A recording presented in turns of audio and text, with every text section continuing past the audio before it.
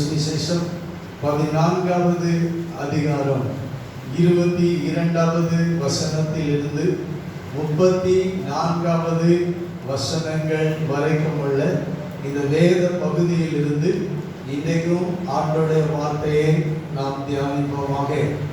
ஆண்டவர் இந்த 2024 நமக்கு சபைக்கு கொடுத்த வாக்குத்தத்தம், விசுவாசத்தினால உலகத்தை சுதந்தரிப்பான். விசுவாசத்தினால உலகத்தை சுதந்தரிப்பான்.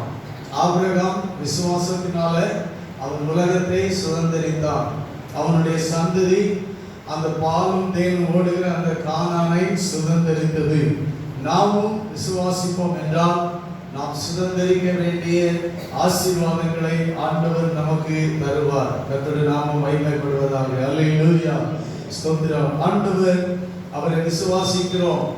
எப்படி விசுவாசிக்க வேண்டும்? நம்முடைய ஆண்டவருடைய உயிர்த்தெழுந்த வல்லமையை நாம் ஒவ்வொரு நாளும் விசுவாசிக்க வேண்டும். கர்த்தருக்கு ஸ்தோத்திரம். எந்த வல்லமை விசுவாசிக்க வேண்டும்?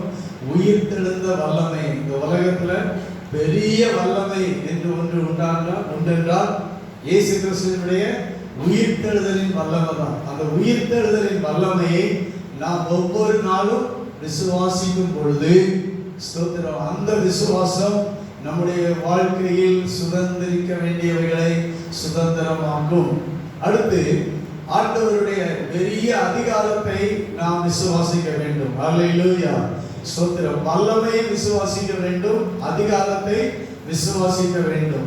அதிகாரம் என்றால் வேதம் சொல்கிறது, இயேசு கிறிஸ்து ஒருவர் தான் வானத்திலும் பூமியிலும் சகல அதிகாரம் உள்ளவர். அல்லேலூயா, ஸ்தோத்திரம் உண்டாவதாக. அவருடைய அந்த அதிகாரத்தை இன்றைக்கு இந்த உலகத்துல எவ்வளவு அதிகாரங்கள் இருந்தாலும் எல்லா அதிகாரமும் யாருடைய கையில் இருக்கிறது? ஆண்டவருடைய கையில் இருக்கிறது.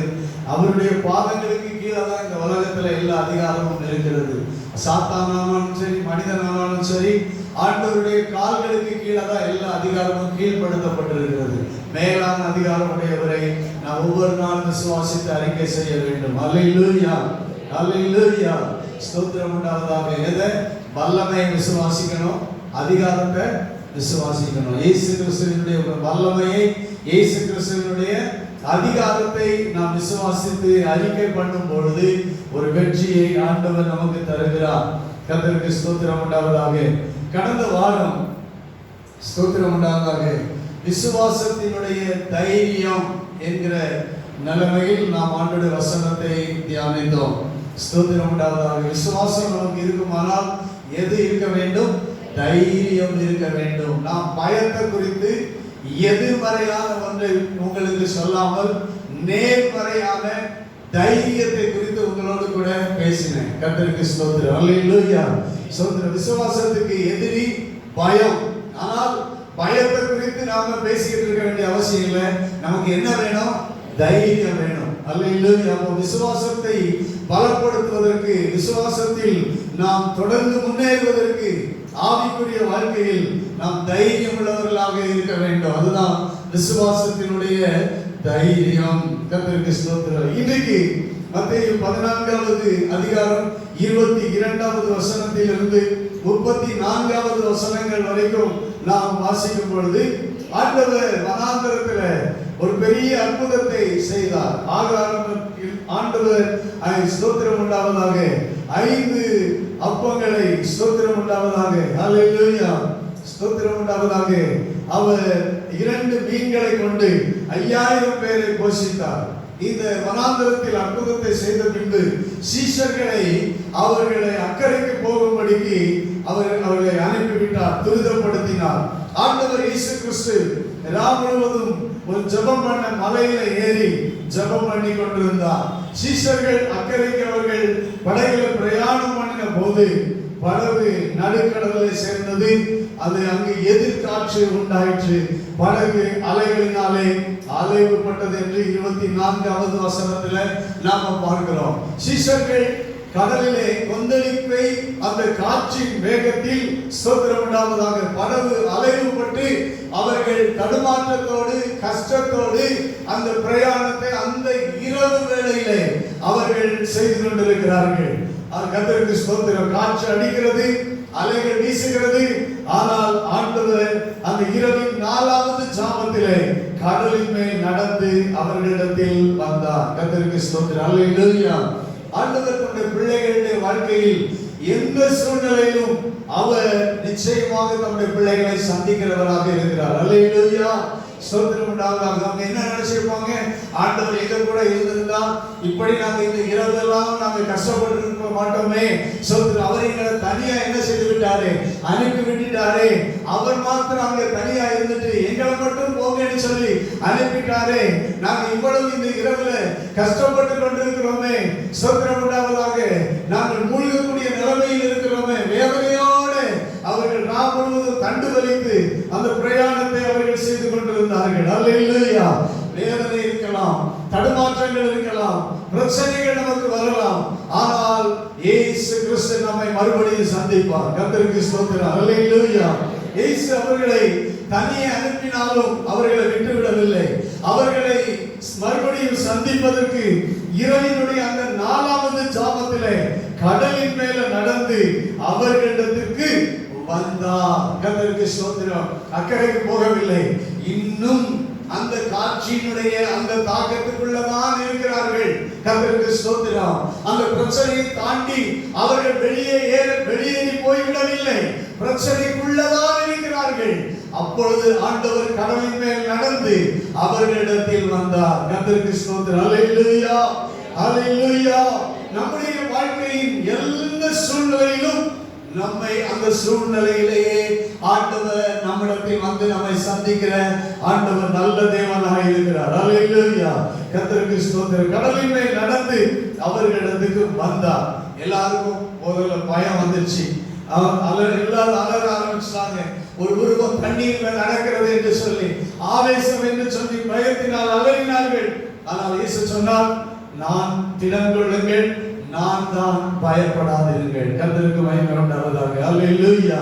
திடன் கொள்ளுங்கள், தைரியப்படுங்கள். அல்லேலூயா. திடப்படுங்கள், தைரியப்படுங்கள், பயப்படாதிருங்கள், நான் தான், வேற யாரும் இல்லை. ஸ்தோத்திரம் உண்டாவதாக. கடலின் மேல் நடந்து வருகிறவர் ஸ்தோத்திரம். இந்த அலைகளின் மத்தியில், இந்த காற்றின் மத்தியில், இந்த எதிர்காற்றின் மத்தியில், உங்களுடைய பிரச்சனையின் மத்தியில், உங்கள் போராட்டத்தின் மத்தியில் கடலின் அலையில் நடந்து வருகிறவர் நான் தான் என்று ஆண்டவர் சொன்ன மாத்திரத்துல ஸ்தோத்திரம் உண்டாவதாக. 28வது வசனத்துல பார்க்கிறோம். பேதுரு சொல்கிறான், ஆண்டவரே நீரே ஆனால் நான் ஜலத்தின் மேல் நடந்து உம்மிடத்தில் வர கட்டளையிடும். அல்லேலூயா. அவன் எப்போதுமே ஸ்தோத்திரம் உண்டாவதாக. அவனுடைய உற்சாகம், அவனுடைய தைரியம். அல்லேலூயா.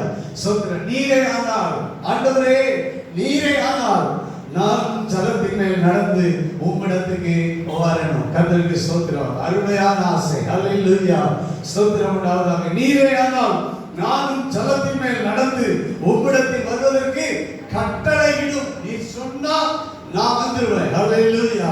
நீ கட்டளையிடும், நானும் கடலின் மேல் நடந்து உம்மிடத்துக்கு வருவேன் என்று சொன்னார். உடனே ஆண்டவர் கட்டளையிட்டார். என்ன சொன்னார்? நீ வா அப்படின்னு கட்டளையிட்டார். ஸ்தோத்திரம் உண்டாவதாக. உடனே பேதுரு படவை விட்டு இறங்கிட்டான். கைகளுடைய தலையிலே சொல்லுவோம். அல்லேலூயா. பேதுரு படவை விட்டு இறங்கிட்டார். கர்த்தருக்கு ஸ்தோத்திரம் உண்டாவதாக. இந்த படகுல இருக்கும் போதும் என்ன அடிக்குது? காற்று பலமா தான் இருக்குது. அவங்க பிரயாணம் முழுவதுமே காற்று பலமா தான் இருக்குது. ஸ்தோத்திரம். காற்றுல எந்த மாற்றமும் இல்லை. ஸ்தோத்திரம். நல்லா விளங்கிக் கொள்ள வேண்டும். காற்று அடிக்கிறதுல எந்த மாற்றமும் இல்லை. எப்படி போட்ல பிரயாணம் பண்ணும்போது அவர்களுக்கு காற்று அடிக்கிறதோ அதே காற்று தான் இப்பொழுது வீசிக் கொண்டிருக்கிறது. அதே கடல் அலைதான் கொந்தளித்துக் கொண்டிருக்கிறது. ஆனால் பேதுரு ஸ்தோத்திரம் உண்டாவதாக படவை விட்டு இறங்கி இயேசுவினிடத்தில் போக ஜலத்தின் மேல நடந்தான். கர்த்தருடைய நாமம் மகிமைப்படுவதாக. அல்லேலூயா. ஜலத்தின் மேல நடந்தான். ஸ்தோத்திரம் உண்டாவதாக. விசுவாசத்திற்கு ஸ்தோத்திரம் உண்டாவதாக. அந்த பயம் நீங்கி தைரியம் வேண்டும். கைகளை உயர்த்தி அல்லேலூயா சொல்லுவோம். இந்த பேதுருக்கு என்ன வந்துருச்சு? பெரிய தைரியம் வந்துருச்சு. ஸ்தோத்திரம். என்ன தைரியம்? ஆண்டவருடைய வார்த்தையின் மேல தைரியம், ஆண்டவருடைய வார்த்தையின் மேல விசுவாசத்தின் தைரியம் அவருக்குள்ள வந்துருச்சு. அல்லேலூயா. சொன்னவர் யார்? ஸ்தோத்திரம். ஆண்டவர் இயேசு கிறிஸ்து. அவர் எதுல நடக்கிறாரு? கடலின் அலை மேல நடக்கிறாரு. அவரே நடந்தால் நான் நடந்து அவரிடத்துல என்ன செய்வேன், போக அவர் எனக்கு கட்டளையிட்டாரு என்கிற அந்த விசுவாசத்தின் தைரியத்தோடு பேதுரு ஜலத்தின் மேல நடக்கிறான். கர்த்தருக்கு ஸ்தோத்திரம் உண்டாவதாக. அல்லேலூயா, ஆமென். இயேசுவை பார்த்து நடக்கிறான். ஆண்டவருடைய வார்த்தையை நம்பி விசுவாசித்து நடக்கிறான். கர்த்தருக்கு ஸ்தோத்திரம் உண்டாவதாக. வெற்றியாய் நடக்கிறான். அல்லேலூயா, ஆமென். ஸ்தோத்திரம் உண்டாவதாக. நடக்கிறான். ஸ்தோத்திரம். 30வது வசனம் சொல்கிறது, காற்று பலமாய் இருக்கிறதை கண்டு. இதுவரைக்கும் காற்றை பார்த்தானா இல்லையா? எப்போ போட்ல ஏறினாலும் அதுல இருந்து அவன் பார்த்தது இதுதான். காற்றை தான் கண்டான். காற்று பலமா இருந்ததுதான் உண்மை. ஆனால் இப்ப நடக்கும் போதும் அவனுக்கு எதுதான் இருந்தது? காற்று பலமா தான் இருந்தது. ஆனால் அவன் ஜலத்தின் மேல நடந்தான். ஆனால் இப்பொழுது அவன் மனம், ஸ்தோத்திரம் உண்டாவதாக, இன்னொரு மனம் அவனுக்கு வருகிறது, இன்னொரு எண்ணம் அவனுக்கு வருகிறது. அல்லேலூயா. நாம் ஒருவேளை இந்த கடலிலே மூழ்கி விடுவோமோ என்கிற ஒரு எண்ணம். கர்த்தருக்கு ஸ்தோத்திரம் உண்டாவதாக. அல்லேலூயா. ஒரு சந்தேகம், ஸ்தோத்திரம் உண்டாவதாக. ஒரு பயம் சந்தேகம் அவனுக்குள்ள வருகிறது. இயேசுவை பார்த்து நடந்தால் கடலிலே நடக்க முடியும். வேக உயர்த்தி சொல்லுவோம். அல்லேலூயா. இயேசுவின் வார்த்தையை, கட்டளையை நாம் கேட்டு அவருடைய கட்டளைப்படி நாம் நடந்தால் ஸ்தோத்திரம் எதிலும் நடக்க முடியும். ஆனால் இன்றைக்கு ஆண்டவர் யாரையுமே, அன்னைக்கு கடல்ல நடக்க ஆண்டவர் பேதுருவை வா அப்படின்னாரு.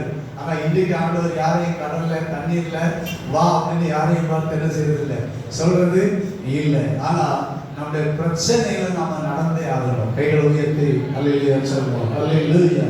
எதுல நடக்கணும்? நம்முடைய பிரச்சனைகளை நாம என்ன செய்யணும்? நடந்தா வரணும். கர்த்தருக்கு ஸ்தோத்திரம் உண்டாவதாக. அல்லேலூயா.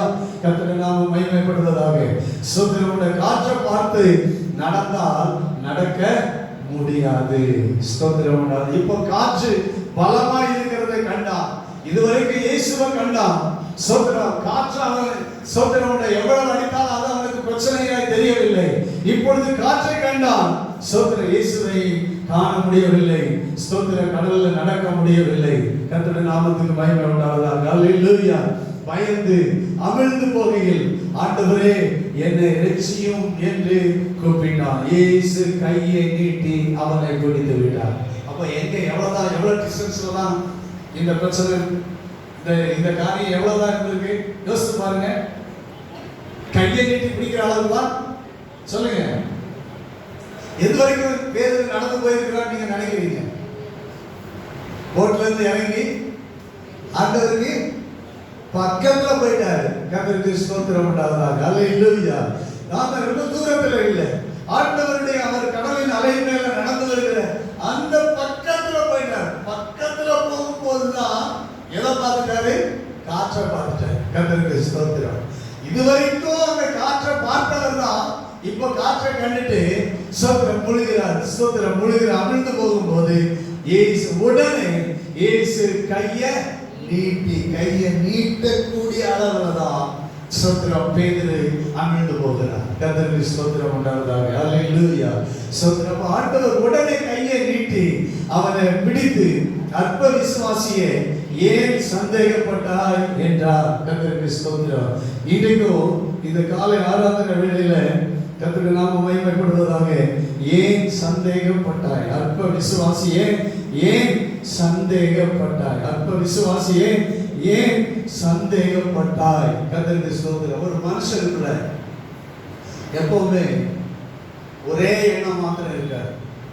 எண்ணங்கள் மாறி மாறி நமக்குள்ள என்ன செய்யும்? வந்து போய் கொண்டே இருக்கும். பல எண்ணங்கள் நமக்குள்ள ஒரு நாளைக்குள்ள எவ்வளவோ எண்ண முடியாத எண்ணங்கள் நமக்குள்ள வந்து போகுது. ஆனால் ஸ்தோத்திரம், ஒரு நிலையான ஒரு எண்ணம் வரும்போது அதுக்கு மாறான ஒரு எண்ணமும் நம்முடைய மைண்ட்ல என்ன செய்யும்? வரும். கர்த்தருக்கு ஸ்தோத்திரம். அல்லேலூயா. அல்லேலூயா. ரெண்டு எண்ணங்கள் ஸ்தோத்திரம். ஒண்ணு நேர்மறையான எண்ணம், இன்னொன்று எதிர்மறையான எண்ணம். நமக்கு மாறி மாறி தான் மனுஷனுக்குள்ள வரும். ஸ்தோத்திரம். எப்பவுமே நேர்மறையா வந்துட்டு இருக்காரு. நேர்மறை என்று ஒன்று வந்தால் அடுத்து என்ன வரும்? எதிர்மறை என்று ஒன்று வரும். இவர் கடல்ல நடக்கிற நடப்பே அப்படின்னு எதிர்மறையா நேர்மறையா கடல்ல நடக்கும் போது, தைரியமா நடக்கும் போது எதிர்மறையான ஒரு எண்ணம் வரும். நீ நடக்க இனி நடக்க முடியாது என்கிற ஒரு எதிர்மறையான ஒரு எண்ணம் மனிதனுடைய வாழ்க்கையில வரும். கர்த்தருக்கு ஸ்தோத்திரம். அதுதான் பேதுருவுக்கும் வந்துச்சு. அல்லேலூயா.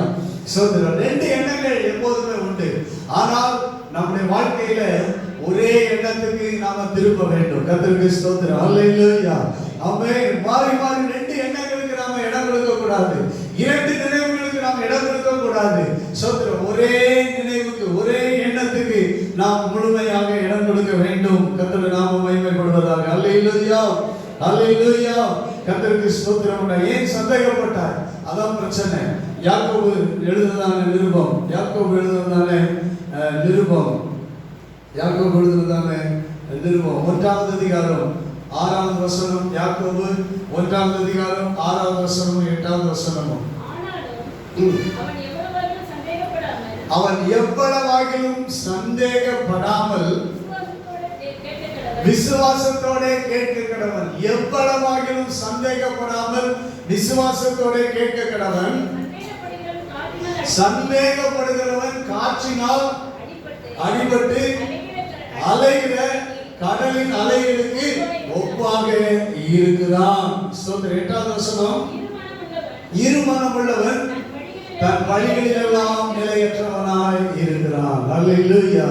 ரெண்டு மனம், ரெண்டு எண்ணம், ரெண்டு காரியம் நம்முடைய வாழ்க்கையில ஸ்தோத்திரம் வரும்போது நிலையற்றவர்களாக மாறுகிறோம். பேதுருக்கு அதுதான் சந்தேகம். நிலையற்றவனாக மாறினான். இதுவரைக்கும் கடல்ல அவனால் நடக்க முடிந்தது. இயேசுவின் பக்கத்து வரைக்கும் அவனால் போக முடிந்தது.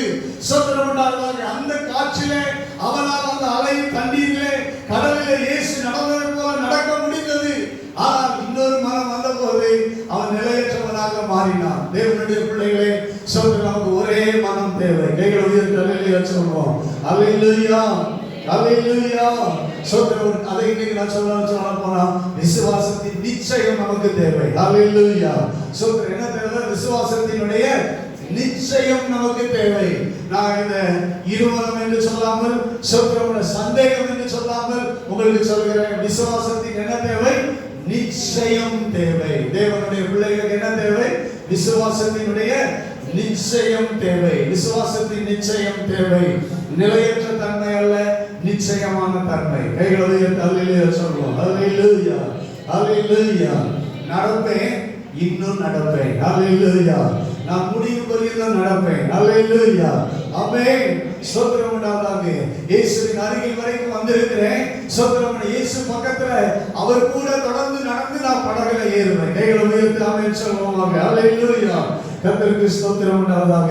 நிச்சயமான அந்த தன்மையை ஆண்டவர் எதிர்பார்க்கிறார். ஸ்தோத்திரம். அற்ப விசுவாசியே, ஏன் சந்தேகப்பட்டாய்? ஏன் உனக்கு அந்த நிச்சயம் இல்லாம போயிடுச்சு? அல்லேலூயா. ஆமென். நீ ஏன் இவ்வளவு தூரம் நடந்து வந்த? நீ இன்னும் மீறிய நடப்பேன் என்கிற நிச்சயம் உனக்கு ஏன் இல்லாம போயிடுச்சு என்று ஆண்டவர் பேதுருவை பார்த்து கேட்டார். இன்னைக்கு நம்முடைய ஆவிக்குரிய வாழ்க்கையில இந்த விசுவாசத்தின் நிச்சயம் நம்முடைய வாழ்க்கையில எப்போதும் காணப்பட வேண்டும் என்று ஆண்டவர் எதிர்பார்க்கிறார். அல்லேலூயா.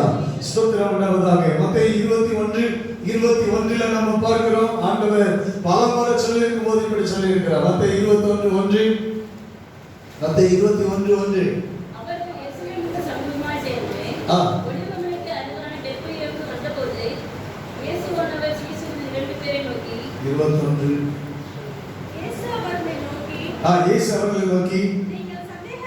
நீங்கள் சந்தேகப்படாமல் விசுவாசம் உள்ளவர்களாய் இருந்தால், நீங்கள் சந்தேகப்படாமல் விசுவாசம் உள்ளவர்களாய் இருந்தால், அல்லேலூயா.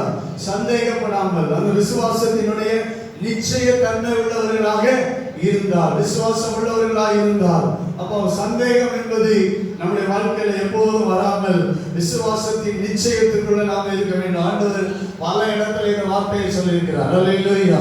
மார்க் 11:23, லூக்கா 12:29 எல்லாம் ஆண்டவர் சொல்லும்போது நீங்க சந்தேகப்படாமல் என்கிற வார்த்தையை உபயோகப்படுத்தி இருக்கிறதை நாம பார்க்கிறோம். இன்றைக்கு ஒரு காரியத்தை நம்மளோடு கூட இந்த சந்தேகத்துக்கு இது சந்தேகம் என்பது என்னது? எதிர்மறை. அப்படித்தானே சொல்றாரு. ஆனா நேர்மறை என்ன? உறுதி. அல்லேலூயா. நிச்சயம். அல்லேலூயா. விசுவாசத்தினுடைய அந்த நிச்சயம் எபிரேயர்களில் நிருபம். ஸ்தோத்திரம் உண்டாவதாக. விசுவாசத்தினுடைய நிச்சயம் நமக்கு விசுவாசம்னா என்ன அப்படின்னு சொல்லும் போதே, விசுவாசம்னா என்ன அப்படின்னு சொல்லும் போதே எபிரேயர் 11:1 வசனம் இப்படி சொல்கிறது. எபிரேயர் 11:1 விசுவாசமானது நம்பப்படுகிறவைகளின் உறுதி. உறுதி உறுதி உறுதியான ஒன்று, அது சந்தேகிக்கப்படக்கூடிய ஒன்று அல்ல. ஹல்லேலூயா. நம்பப்படுகிறவைகளுடைய உறுதி, காணப்படாதவைகளுடைய நிச்சயம். கர்த்தருக்கு ஸ்தோத்திரம் உண்டாவதாக. ஹல்லேலூயா. காணப்படாதவைகளுடைய நிச்சயம். அப்ப விசுவாசம் அப்படிங்கிறது என்னதான்? நம்பப்படுகிற உறுதியும் காணப்படாதவைகளுடைய அது நிச்சயமான ஒன்று. ஸ்தோத்திரம். அதுல சந்தேகத்துக்கு என்ன இல்ல, இடமே இல்லை. கர்த்தருக்கு ஸ்தோத்திரம் உண்டாவதாக. ஹல்லேலூயா. அப்ப விசுவாசங்கிற அந்த அர்த்தமே இருந்தா, அப்படி இருக்கும்போது நாம அந்த விசுவாசத்துல சந்தேகம் வந்தா அந்த நிச்சயத்தை நம்ம என்ன செஞ்சிடறோம்? இழந்துடுறோம். அருமையான தேவனுடைய பிள்ளைகளை, நாம் விசுவாசத்தின் நிச்சயத்தில் நாம் ஒவ்வொரு நாளும் முன்னேறி செல்ல வேண்டும். ஹல்லேலூயா. கர்த்தருக்கு ஸ்தோத்திரம் உண்டாவதாக. ஹல்லேலூயா. ஸ்தோத்திரம் உண்டாவதாக. அதே எபிரேயர் 10:22 வசனம். எபிரேயர் 10:22 துர்மனசாட்சி நீங்க தெளிக்கப்பட்ட இருதயம் உள்ளவர்களாயும் சுத்த ஜலத்தால் கழுவப்பட்ட சரீரம் உள்ளவர்களாயும் உண்மையுள்ள இருதயத்தோடும் விசுவாசத்தின் பூரண நிச்சயத்தோடும் சேர கடவோம். வசனம் எப்படி சொல்கிறது? விசுவாசத்தின் பூரண நிச்சயத்தோடு சேர வேண்டும். ஹல்லேலூயா. உம்மிடத்தில் வர எனக்கு கட்டளையிடும் என்று ஆண்டவர் சொல்லிட்டாரே. அப்ப இயேசுவின் இடத்தில் போய்விட வேண்டும் அல்லவா? அப்படி என்றால் விசுவாசத்தினுடைய அந்த பூரண நிச்சயத்தோட சேர்ந்துடணும். அவர்கிட்ட போய் சேர்ந்துடணும். ஹல்லேலூயா. ஸ்தோத்திரம் உண்டாவதாக. பூரண நிச்சயத்தோடு அவரிடத்தில் சேர கடவோம். எபிரேயர் எழுதின நிருபம் 6வது அதிகாரம். எபிரேயர் 6வது அதிகாரம் 12வது வசனம். 6:12 உங்களுக்கு நம்பிக்கையின் பூரண நிச்சயம் உண்டாகும்படி நீங்கள் யாவரும் முடிவு வரையிலும் அப்படியே ஜாக்கிரதையை காண்பிக்க வேண்டும் என்று ஆசையாய் இருக்கிறோம். ஹல்லேலூயா. பூரண நம்பிக்கையின் பூரண நிச்சயம் உண்டாகும்படி முடிவு பரியந்தம். ஹல்லேலூயா. பாதியில ஸ்தோத்திரம் காற்ற பாத்திரக்கூடாது. ஹல்லேலூயா. விசுவாசம் போயிடும். ஹல்லேலூயா. பாதியில ஸ்தோத்திரம் முழுமை இயேசுவை பார்க்கணும். கைகளை உயர்த்தி ஆமென் சொல்லுவோம். முழுமை இயேசுவை நோக்கி நம்ம இருக்கணும். ஹல்லேலூயா. ஸ்தோத்திரம். இயேசு பக்கத்துல வந்துட்டேன்னு சொல்லிட்டு காற்ற பாத்திரக்கூடாது. ஹல்லேலூயா. உலகத்தை பாத்திரக்கூடாது. இயேசுவை நோக்கி தான் நம்ம ஓடணும். விசுவாசத்தை துவக்குகிறவர், விசுவாசத்தை முடிக்கிறவரும் அவரை நோக்கி பொறுமையாக நாம ஓடணும். கர்த்தருக்கு நாம மகிமைப்படுவதாக. ஹல்லேலூயா. அந்த நிச்சயத்தோட நான் கரை சேருவேன். கைகளை உயர்த்தி ஆமென் சொல்லுவோம். நடக்கிறதுக்கு நிச்சயம் வந்துச்சு, விசுவாசம் வந்துச்சு. ஆனா கடைசியில் அந்த நிச்சயம் என்ன செஞ்சுச்சு? அவரை விட்டு போயிடுச்சு. அவிசுவாசம் வந்துச்சு, சந்தேகம் வந்துச்சு. ஸ்தோத்திரம் உண்டாவதாக. அவன் அமிழ்ந்து போக ஆரம்பித்தான், மூழ்கி போக ஆரம்பித்தான். தேவனுடைய பிள்ளைகள் கடைசி வரைக்கும் முடிவு பரியந்தம் கைகளை உயர்த்தி ஆமென் சொல்லுவோம். முடிவு பரியந்தம் அப்படியே ஜாக்கிரதையை காண்பிக்க வேண்டும் என்று ஆசையாக இருக்கிறோம். 14வது வசனத்தில் சொல்கிறது. எபிரேயர் 6:14 நிச்சயமாக நான் உன்னை ஆசீர்வதிக்கவே ஆசீர்வதித்து உன்னை பெருகவே பெருக பண்ணுவேன். ஆண்டவர் என்ன சொல்லுகிறாரு? உனக்கு நிச்சயமா நான் உன்னை என்ன செய்வேன்? ஆசீர்வதிப்பேன். ஹல்லேலூயா.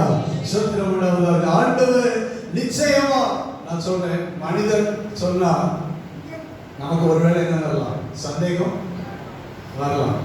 ஆனா ஆண்டவர் சொன்ன பிறகு என்ன செய்யக்கூடாது? எல்லாரும் சொல்லுங்க. ஆண்டவர் சொன்ன பிறகு என்ன செய்யக்கூடாது? சந்தேகம் படக்கூடாது. கர்த்தருக்கு ஸ்தோத்திரம் உண்டாவதாக. சொன்னவர் யாரு? கடவுளை நடந்து வருகிறது. சொன்னவர் யாரு? வா அப்படின்னு சொன்னவர். ஸ்தோத்திரம் உண்டாவதாக. சந்தேகம் வரக்கூடாது. ஸ்தோத்திரம் உண்டாவதாக. இந்த சந்தேகம் நம்ம மனுஷ உலகத்துல எல்லாம் சொல்ல, சந்தேகம்னாலே உடனே அதுக்கு ஒரு பேரு, மனுஷன் என்ன பேர் வைக்கிறான்? சந்தேகத்துக்கு ஒரு பேரு சொல்லிட்டாங்க. என்னது? ஏய் அப்படின்னு ஒரு பேரே வைக்கிறான் மனுஷன். கர்த்தருக்கு ஸ்தோத்திரம் உண்டாவதாக. ஹல்லேலூயா. ஸ்தோத்திரம். அப்போ ஆண்டவர் நிச்சய தன்மை உள்ளவராக இருக்கிறார். ஹல்லேலூயா. அவருடைய வார்த்தைகள் நிச்சயமானது, மாறாதது. கர்த்தருக்கு ஸ்தோத்திரம். ஹல்லேலூயா. ஆண்டவர் மாறாதவர், அவருடைய வார்த்தைகள் மாறாதது, அவர் உண்மையுள்ளவர், அவருடைய வார்த்தைகள் உண்மையுள்ளவைகள். ஸ்தோத்திரம். அவரை நாம் 100% என்ன செய்ய வேண்டும்? விசுவாசிக்க வேண்டும். கர்த்தருக்கு ஸ்தோத்திரம். அவருடைய வார்த்தையை விசுவாசிக்க வேண்டும். அவருடைய வார்த்தையில் நமக்கு என்ன செய்யக்கூடாது? சந்தேகம் வரக்கூடாது. ஸ்தோத்திரம் உண்டாவதாக. 1 தீமோத்தேயுவின் புத்தகம் அப்போது தீமோத்தேயுக்கு எழுதின 2வது நிருபம் 1வது அதிகாரம் 12வது வசனம். 2 தீமோத்தேயு 1:12. 1 தீமோத்தேயு 2 தீமோத்தேயு 1:12. ஆயினும் நான் வெட்கப்படுகிறது இல்லை. சொல்லுங்க, நான் வெட்கப்படுகிறது பாட அனுபவிக்கிறேன். ஆனா நான் என்ன செய்யப்படுறதில்லை? நான் என்ன செய்யப்பட போறதில்லை? வெட்கப்படுகிறது இல்லை. கர்த்தருக்கு ஸ்தோத்திரம் உண்டாதாக. ஏனென்றால் நான் விசுவாசித்திருக்கிறவர் இன்னார் என்று அறிவேன். ஹல்லேலூயா. நான் விசுவாசித்திருக்கிறவர் இன்னார் என்று அறிவேன். அவர் எப்படிப்பட்டவர்? நான் விசுவாசித்திருக்கிறவர் எப்படிப்பட்டவர்? வல்லவர். ஹல்லேலூயா. உண்மையுள்ளவர். ஹல்லேலூயா. நிறைவேற்றுவதற்கு போதுமானவர். ஹல்லேலூயா. நான் அவரிடத்தில் ஒப்பு கொடுத்ததை அவர் அந்நாள் வரைக்கும் காத்துக்கொள்ள வல்லவராய் இருக்கிறார் என்று நிச்சயத்தில் இருக்கிறேன். ஆமென். எனக்கு என்ன இருக்கு? நிச்சயம் இருக்கு, முழு உறுதி இருக்கு. ஹல்லேலூயா. முழு உறுதியோடு நான் இருக்கிறேன். எனக்கு எந்த சந்தேகமும் எனக்கு கிடையாது. நான் முழு உறுதியாய் முழு நிச்சயமாய் நான் அவரை நம்பி இருக்கிறேன் என்று அப்போஸ்தலனாகிய பவுல் சொல்கிறார். இன்னொரு உதாரணத்தை நாம் இந்த காலங்களில் தியானிப்போமாக. ரோமருக்கு எழுதுதான நிருபம் 4வது அதிகாரம். ரோமர் 4வது அதிகாரம். கர்த்தருக்கு ஸ்தோத்திரம் உண்டாவதாக. 18, 19, 20, 21 மாத்திரம் வாசிப்போம். தேவனுடைய வாக்குத்தத்தத்தை குறித்து அவன் அவிசுவாசமாய் சந்தேகப்படாமல் தேவன் வாக்குத்தத்தம் பண்ணினதை நிறைவேற்ற வல்லவராய் இருக்கிறார் என்று முழு நிச்சயமாய் நம்பி தேவனை மகிமைப்படுத்தி விசுவாசத்தில் வல்லவனானான். தேவனுடைய வாக்குத்தத்தத்தை குறித்து அவனுக்கு, ஆபிரகாமுக்கு ஒரு நாள் கூட சந்தேகம் வந்ததே இல்லை. ஹல்லேலூயா. ஸ்தோத்திரம். ஆண்டவர் சொன்னார், நான் உன்னை நிச்சயமாகவே என்ன பண்ணுவேன்? ஆசீர்வதித்து உன்னை பெருக பண்ணுவேன் என்று நிச்சயமா ஆண்டவர் சொன்னாரே. அந்த நிச்சயமாய் சொன்ன அந்த வார்த்தையை ஆபிரகாம் நிச்சயமாகவே நம்பினான். ஹல்லேலூயா. அவன் அதை குறித்து சந்தேகமே படவில்லை, அவன் அவிசுவாசப்படவில்லை, நிச்சயமாய் நம்பினான். தேவன் வாக்குத்தத்தம் பண்ணினதை நிறைவேற்ற வல்லவராய் இருக்கிறார் என்று முழு நிச்சயமாய் நம்பி. ஹல்லேலூயா. ஸ்தோத்திரம். முழு நிச்சயமாய் நம்பி. ஸ்தோத்திரம் உண்டாதாக.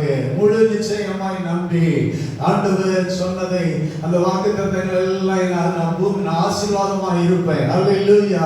அவன் சந்ததி ஆசீர்வதிக்கப்பட்டு இருக்கும். கர்த்தருக்கு ஸ்தோத்திரம்.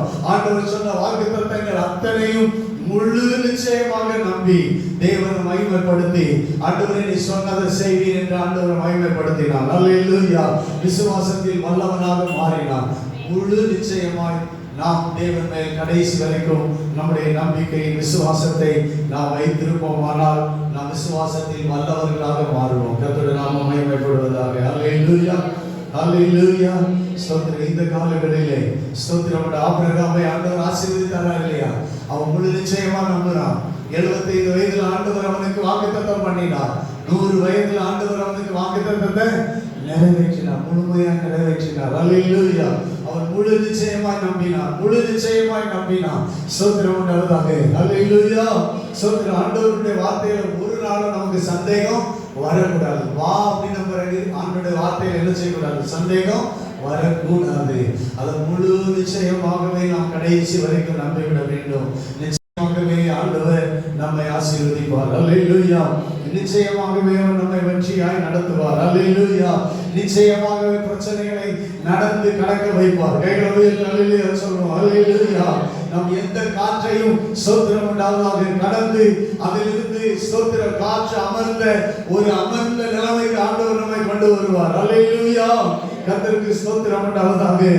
ஆமென். அல்லேலூயா. அப்ப மறுபடியும் இயேசு அவன் கையை என்ன செய்தாரு? பிடிச்சிட்டாரு. கையை பிடிச்ச பிறகு இப்ப ரெண்டு பேரும் சேர்ந்து கடல்ல நடக்கிறாங்க. கைகளை உயர்த்தி அல்லேலூயா சொல்லுங்க. அல்லேலூயா. இப்ப யாரு? இயேசுவானவர் அங்க இருந்து நடந்து வர்றாரு. இப்போ பேதுரு இங்க இருந்து நடந்து போறாரு. பக்கத்துல போகும்போது என்ன பண்றாரு? மூழ்கிட்டாரு. இப்ப ஆண்டவர் அவருடைய கைய பிடிச்சிட்டாரு. பிடிச்சிட்டு இப்ப என்ன பண்றாங்க? ரெண்டு பேரும் ஹல்லேலூயா இயேசுவும் பேதுருவும் கடல் மேல மறுபடியும் நடந்து எங்க வராங்க? சொல்லுங்க. தூக்கிட்டு வந்தாரா? மூழ்கிட்டான்ல, தண்ணியில மூழ்க போயிட்டான்ல. மூழ்க போயிட்டான். எங்க பக்கத்துல மூழ்கினா? படகு பக்கத்துல மூழ்கினா எங்க மூழ்கினா? இயேசுவானவர் எவ்வளவு டிஸ்டன்ஸ்ல இருந்தாரோ அங்க பக்கத்துல போய் என்ன செய்தான்? மூழ்கினான். இப்போ இயேசுவானவர் கைய பிடிச்சிட்டாரு. கையை பிடிச்ச பிறகு இப்ப என்ன பண்றாங்க? யாரெல்லாம்? இயேசுவும் தண்ணீர்ல கடல்ல நடக்கிறாரு. மறுபடியும் பேதுரு கடல்ல நடந்து இரண்டு பேரும் போட்ல வந்து ஏறுறாங்க. காற்று அமர்ந்து. அல்லேலூயா. அல்லேலூயா. அல்லேலூயா. அல்லேலூயா. போகும்போதும் காற்று இருக்கு, வரும்போதும் காற்று இருக்கு. வரும்போது யார் கையை பிடிச்சிருக்கிறது? ஆண்டவர் இயேசு கிறிஸ்து கையை பிடிச்சிருக்கிறாரு. இவ ரெண்டு பேரும் கடல்ல நடந்தாங்க. ஸ்தோத்திரம் உண்டாதா? ஆண்டவர் ஸ்தோத்திரம் கையை பிடித்திருக்கிறார். அல்லேலூயா. அல்லேலூயா. சந்தேகம் வரலாம், ஆனா நீங்க சந்தேகப்படக்கூடாது. ஆண்டவர் உங்க கையை பிடிச்சிருக்கிறார். அல்லேலூயா. மறுபடியும் எங்க மூழ்கிறேன்னு சொன்னானோ அந்த தண்ணீர்லயே, எங்க காற்று பலமா இருக்கிறது என்று கண்டானோ அதே காற்றுல அதே தண்ணீர்ல மறுபடியும் பேதுரு நடந்து ஸ்தோத்திரம் உண்டாவதாக ரெண்டு பேரும் போட்ல வந்து அந்த படகுல ஏறினாங்க.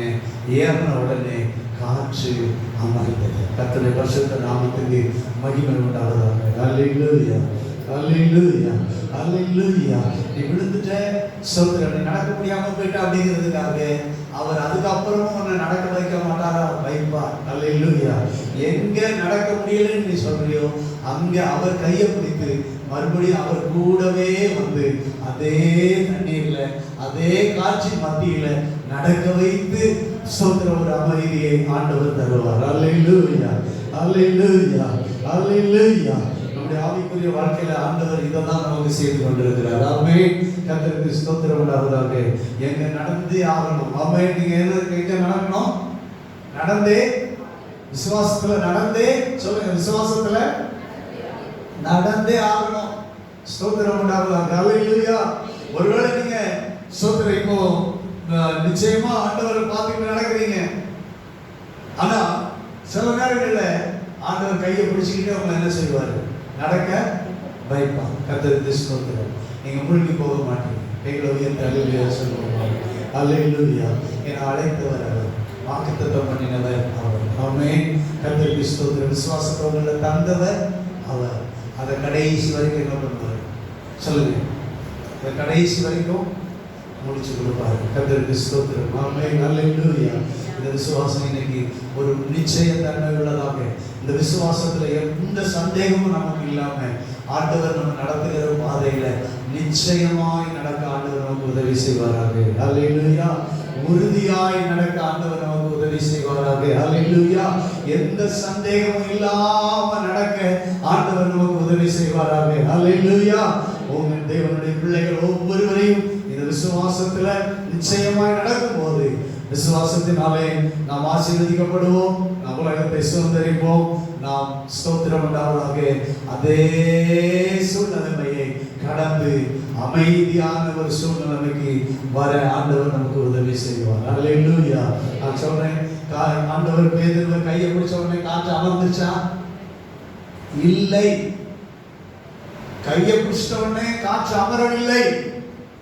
பேதுருவே, நீ எப்படி விசுவாசத்தோட நடந்து வந்தியோ அதே போல இன்னொரு விசுவாசத்தோட நடக்கணும்னு தான் ஆண்டவர் மறுபடியும் அவன் அதே கடல்ல அதே காற்று அடிக்கிற அந்த காற்று பலமா இருக்கும் போது அதே கடல்ல நடக்க வைத்த ஆண்டவர் உங்களையும் நடக்க வைத்து வெற்றியாய் சாதிக்க ஆண்டவர்களுக்கு உதவி செய்வாராக.